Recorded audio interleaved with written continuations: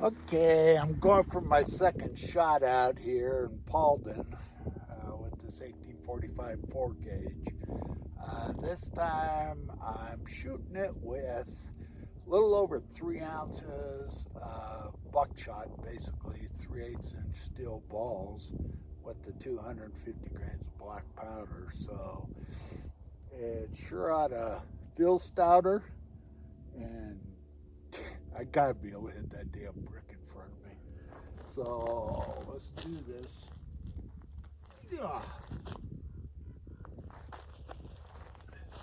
I'll step back a little bit here so some possibility of that shot spreading out.